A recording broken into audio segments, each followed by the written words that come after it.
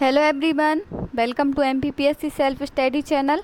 MPPSC self study channel की मध्य प्रदेश की special class में हम मध्य प्रदेश की कृषि टॉपिक को स्टार्ट किया था और कृषि टॉपिक हम पढ़ भी रहे हैं। तो मध्य प्रदेश के कृषि टॉपिक में हमने देखा था कि मध्य प्रदेश को कितने कृषि क्षेत्रों में बांटा गया है, साथ ही मध्य प्रदेश में सोयाबीन कहाँ पे उत्पादित होता है, कौन कौन से क्षेत्र हैं, किस प्रकार की जलवायु सोयाबीन के लिए आवश्यक होती है और मध्य प्रदेश में सोयाबीन के तीव्र विस्तार के कारण क्या है। इसके साथ ही मध्य प्रदेश में गेहूँ, चना, अरहर, गांजा, अफीम आदि प्रमुख फसलों के बारे में हमने विशेष रूप से चर्चा कर ली है। साथ ही इसके पहले की वीडियो में हमने कृषि विपणन क्या होता है, सहकारी विपणन क्या होता है, मध्य प्रदेश में सहकारी विपणन के अंतर्गत कौन सी संस्थाएं स्थापित हैं, साथ ही जैविक खेती मध्य प्रदेश में किन क्षेत्रों में की जाती है और जैविक खेती के क्या लाभ हैं, इन सभी के बारे में हम डिस्कस कर चुके हैं। और हम मध्य प्रदेश की स्पेशल क्लास में जो भी टॉपिक पढ़ते हैं वो एमपीपीएससी प्री, एमपीपीएससी मेंस और ऑल सभी एग्ज़ाम के पॉइंट ऑफ व्यू से ही पढ़ते हैं। आज की वीडियो में हम मध्य प्रदेश में खाद एवं बीज की गुणवत्ता एवं आपूर्ति के बारे में पढ़ेंगे। साथ ही इसके साथ हम देखेंगे कि मध्य प्रदेश में पशुधन कितना है, पशुपालन, दुग्ध संकलन व वितरण, साथ ही मत्स्य पालन, मुर्गी पालन आदि के बारे में हम विस्तृत रूप से चर्चा करेंगे। और कृषि के लास्ट टॉपिक के रूप में हम मध्य प्रदेश में बागवानी कृषि देखेंगे। तो हम स्टार्ट करते हैं मध्य प्रदेश में खाद एवं बीज की गुणवत्ता। तो मध्य प्रदेश में बीजों की गुणवत्ता को परखने और प्रदेश के किसानों को उन्नत बीजों की आपूर्ति हेतु भारत सरकार द्वारा प्रभावी बीज अधिनियम 1966 की धारा 8 के अंतर्गत मध्य प्रदेश में बीज प्रमाणीकरण संस्था की स्थापना 1 फरवरी 1980 को की गई थी। तो मध्य प्रदेश में बीज प्रमाणीकरण संस्था की स्थापना कब की गई थी? तो 1 फरवरी 1980 को की गई थी। किस अधिनियम के अंतर्गत की गई थी? तो प्रभावी बीज अधिनियम 1966 की धारा 8 के अंतर्गत की गई थी। प्रदेश में 4 बीज गुणवत्ता नियंत्रण प्रयोगशाला स्थापित हैं, जिसमें ग्वालियर सबसे प्रमुख है और इन संस्थाओं का मुख्य उद्देश्य होता है फसलों के बीजों की उन्नत किस्मों का प्रमाणीकरण करना, किसानों को मानक किस्मों का उन्नत बीज उपलब्ध कराना। नेक्स्ट हम देखते हैं तो मध्य प्रदेश में इसके अंतर्गत जो बीज प्रमाणीकरण संस्था है, इसके अंतर्गत मध्य प्रदेश में ग्राम बीज योजना, सूरज धारा योजना, अनाज अदला-बदली योजना एवं आइसो पाम योजना का क्रियान्वयन किया जा रहा है, जिसके अंतर्गत सहकारिता पर आधारित बीज भंडारण केंद्रों के माध्यम से उन्नत बीज वितरण भी किया जा रहा है। तो किन संस्थाओं के माध्यम से बीज वितरण किया जा रहा है या बीजों की आपूर्ति की जा रही है? तो इन योजनाओं के माध्यम से यह योजनाएं क्रियान्वित हैं और इन्हीं के माध्यम से बीज भंडारण केंद्रों के माध्यम से उन्नत बीज वितरित किए जा रहे हैं। नेक्स्ट हम देखते हैं कि किन के माध्यम से बीजों की गुणवत्ता परखी जाती है या उनकी जांच की जाती है। तो मध्य प्रदेश में गेहूं अनुसंधान केंद्र भोपाल में स्थापित है। डॉक्टर नॉर्मन बोरेलोग अंतर्राष्ट्रीय गेहूं एवं मक्का अनुसंधान केंद्र खमरिया जबलपुर, राष्ट्रीय सोयाबीन अनुसंधान केंद्र इंदौर, चावल अनुसंधान केंद्र बड़वानी, कपास अनुसंधान केंद्र खरगोन आदि में बीजों की गुणवत्ता का परीक्षण किया जाता है। इसके साथ ही जबलपुर में स्थित जवाहरलाल नेहरू कृषि विश्वविद्यालय, इसकी स्थापना 1964 में हुई थी एवं ग्वालियर में स्थित राजमाता विजया राजे सिंधिया विश्वविद्यालय कृषि विश्वविद्यालय, इसकी स्थापना 2008 में हुई थी। प्रमुख फसलों के उन्नत बीजों की नई नई किस्मों को आविष्कृत करते हैं, साथ ही उनको एक गुणवत्ता प्रदान करने की महत्वपूर्ण भूमिका भी निभाते हैं। मध्य प्रदेश के किसानों को उत्तम गुणवत्ता युक्त उर्वरक प्राप्त हो सके, इसके लिए उर्वरकों के नमूने सतत रूप से जांच हेतु लिए जाते हैं। इनके परीक्षण के लिए प्रदेश में 4 उर्वरक गुण नियंत्रण प्रयोगशालाएं स्थापित हैं। तो वह 4 गुण नियंत्रण प्रयोगशालाएं कहाँ पे हैं? तो ग्वालियर, जबलपुर, भोपाल, इंदौर, इन चारों जगह पे उर्वरक गुण नियंत्रण प्रयोगशालाएं स्थापित है। मध्य प्रदेश में उर्वरकों का निर्माण करने हेतु सार्वजनिक क्षेत्र की 3 प्रमुख इकाइयाँ स्थापित हैं। तो वह प्रमुख इकाइयाँ कौन कौन सी हैं तो हम उनको भी देख लेते हैं। तो national fertiliser limited Vijaynagar Guna में, Madhya Pradesh agro Morarji fertiliser limited Itarsi Hoshangabad में स्थित है। इसके साथ ही तीसरी चंबल फर्टिलाइजर लिमिटेड मुरैना ज़िले में स्थित है। इसके अलावा जो उर्वरक होते हैं उनके नमूने केंद्रीय उर्वरक गुण नियंत्रण प्रयोगशाला फरीदाबाद भी भेजे जाते हैं। तो केंद्रीय गुण नियंत्रण प्रयोगशाला कहाँ पे है तो फरीदाबाद में है। साथ ही मध्य प्रदेश में उर्वरकों का निर्माण करने के लिए सार्वजनिक 3 इकाइयाँ कौन सी हैं तो नेशनल फर्टिलाइजर विजयपुर, मध्य प्रदेश एग्रो मोरारजी इटारसी और चंबल फर्टिलाइजर लिमिटेड मुरैना। इसके अलावा जैविक खाद तैयार करने हेतु जीवाणु खाद्य संयंत्र की इकाई भोपाल में स्थापित की गई है। तो भोपाल में कौन सी इकाई स्थापित की गई है तो जीवाणु खाद्य संयंत्र की इकाई स्थापित की गई है। मध्य प्रदेश में कृषकों सहित विभिन्न सहकारी संस्थाओं द्वारा प्रदेश के किसानों की गुणवत्ता युक्त उर्वरक बांटे जा रहे हैं। तो किनके माध्यम से गुणवत्ता युक्त उर्वरक बांटे जा रहे हैं तो सहकारी संस्थाओं के माध्यम से बांटे जा रहे हैं। नेक्स्ट टॉपिक के रूप में हम देखते हैं मध्य प्रदेश में पशुपालन। तो भारत जहां विश्व में सर्वाधिक गौवंश वाला राष्ट्र है, वहीं मध्य प्रदेश भारत का सबसे गौवंश वाला राज्य है। तो सर्वाधिक गौवंश वाला राज्य कौन सा है देश में तो मध्य प्रदेश है। पशु संगणना 2012 के अनुसार मध्य प्रदेश में पशुधन की संख्या कितनी थी तो 3.63 करोड़। कितनी है तो 3.63 करोड़ 2012 की जनगणना के अनुसार है। मध्य प्रदेश में वर्तमान में दुग्ध उत्पादन के मामले में देश में तीसरा स्थान है। तो तीसरा स्थान किसके मामले में है तो दुग्ध उत्पादन के मामले में है। मध्य प्रदेश में पशुधन के विकास एवं वैज्ञानिक प्रबंधन हेतु भोपाल में नवंबर 1982 में पशुधन एवं कुक्कुट विकास निगम की स्थापना की गई है।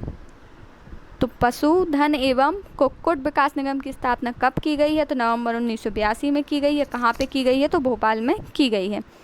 नेक्स्ट हम देखते हैं मध्य प्रदेश में भी भारत सरकार के साथ साथ वर्ष 1958 में सघन पशु विकास कार्यक्रम प्रारंभ किया गया था। तो सघन पशु विकास कार्यक्रम कब प्रारंभ किया गया था तो 1958 में प्रारंभ किया गया था तथा वर्ष 1969-70 में डॉक्टर वर्गीज कुरियन के नेतृत्व में श्वेत क्रांति की शुरुआत की गई। इसके 3 चरण सफलतापूर्वक हो चुके हैं और यही कारण है कि मध्य प्रदेश वर्तमान में दुग्ध उत्पादन में देश में तीसरा स्थान रखता है। मध्य प्रदेश में प्रतिदिन कितने लीटर दूध का संकलन होता है तो 9.3 लाख लीटर दूध का संकलन होता है। मध्य प्रदेश में सर्वाधिक पशुओं की संख्या मुरैना जिले में है और सर्वाधिक पशु घनत्व रीवा में है। तो सर्वाधिक पशुओं की संख्या कहाँ है तो मुरैना जिले में है, जबकि पशु घनत्व कहाँ है तो रीवा में है। जबकि जो पशुओं में भेड़ बकरी होती है वह बुंदेलखंड अंचल में सर्वाधिक पाई जाती है। इसके साथ ही हम यह देखते हैं कि मध्य प्रदेश में प्रमुख रूप से कौन कौन से पशुओं की नस्लें पाई जाती हैं। जैसे गाय तो जर्सी, अमृत महल, साहिवाल, लाल सिंघी, मालवी, निमाड़ी आदि मध्य प्रदेश की प्रमुख गाय की नस्लें हैं। भैंस तो भैंस में मुर्रा, भदावरी, मेवाती, हरियाणवती, जाफराबादी आदि भैंस की नस्लें मध्य प्रदेश में पाई जाती हैं। इसके साथ ही जमुनापारी एवं बरबरी बकरी की प्रमुख नस्लें हैं। तो जमुनापारी किसकी नस्ल है तो बकरी की नस्ल है जो मध्य प्रदेश में पाई जाती हैं। नेक्स्ट हम देखते हैं मुर्गी पालन। तो मध्य प्रदेश में प्रसिद्ध मुर्गी की नस्ल कड़कनाथ है। कड़कनाथ को 2018 में जीआई टैग भी दिया गया है और यह झाबुआ, अलीराजपुर एवं धार जिलों में पाई जाती है। इसे काला मासी कह के भी पुकारा जाता है। पौष्टिकता और स्वादिष्ट मांस के कारण इसकी देश भर में मांग है। इसी कारण इसे जीआई टैग मध्य प्रदेश में दिया गया है। असील प्रजाति की जो मुर्गी होती है वह भारत की सर्वाधिक मांस वाली मुर्गी है। मुर्गी पालन के रूप में यह सभी नस्लें मध्य प्रदेश में पाली जाती हैं और मध्य प्रदेश में कुक्कुट पालन एवं पशुधन के विकास हेतु वैज्ञानिक प्रबंधन के लिए वर्ष 1982 में पशुधन कुक्कुट विकास निगम की स्थापना हुई थी। कहाँ हुई थी? तो भोपाल में हुई थी। इसके अलावा मुर्गी पालन के लिए भोपाल में पोल्ट्री प्रोसेसिंग प्लांट, ग्वालियर में चिकन मील प्लांट, सीहोर में चिकन बोन मील प्लांट स्थापित किए गए हैं। इस प्रकार से यह मध्य प्रदेश में मुर्गी पालन था। और मुर्गियों में होने वाले रोग को भी हम देख लेते हैं। तो बर्ड फ्लू H5N1 जिसे कहते हैं, साथ ही रानीखेत नामक बीमारी भी मुर्गियों को होती है। नेक्स्ट देखते हैं हम मध्य प्रदेश में मत्स्य पालन। तो मध्य प्रदेश में नदी तालाब अधिक संख्या में है जहाँ प्राकृतिक रूप से मछलियाँ मिलती हैं। मध्य प्रदेश में मछलियों की प्रमुख प्रजातियाँ कौन कौन सी हैं? तो रोहू, कतला, महासीर, मृगला। यह मध्य प्रदेश में प्रमुख मछलियों की प्रजाति है। जिसमें महासीर मछली है उसे मध्य प्रदेश की राजकीय मछली का दर्जा प्राप्त है। इसके साथ ही कतला सर्वाधिक वृद्धि करने वाली मछली है, इसलिए यह मछली पालन की दृष्टि से सबसे उपयुक्त मानी जाती है। तो कौन सी मछली सर्वाधिक वृद्धि करती है? तो कतला करती है। मध्य प्रदेश में वर्ष 1979 में मध्य प्रदेश राज्य मत्स्य विकास केंद्र की स्थापना की गई थी। और यह कहाँ की गई थी? तो भोपाल में की गई थी। इसके साथ ही जो यह संस्था थी मध्य प्रदेश राज्य मत्स्य विकास केंद्र, इसके माध्यम से प्रदेश में मछली पालन हेतु अनुसूचित जाति एवं जनजाति बाहुल्य क्षेत्र में मत्स्य बीज उपलब्ध कराकर मछली पालन हेतु प्रशिक्षण एवं तालाब पट्टे पर दिए जाते हैं।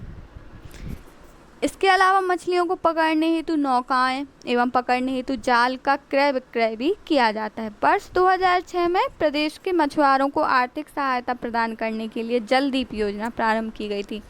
तो जलदीप योजना किस लिए प्रारंभ की गई थी? तो मत्स्य पालन को बढ़ावा देने के लिए प्रारंभ की गई थी। साथ ही मध्य प्रदेश में वर्ष 2017-18 के आंकड़ों के अनुसार 4.02 लाख हेक्टेयर जल क्षेत्र मत्स्य पालन हेतु विकसित किया गया है। कितना क्षेत्र मत्स्य पालन हेतु विकसित किया गया है? तो 4.02 लाख हेक्टेयर क्षेत्र।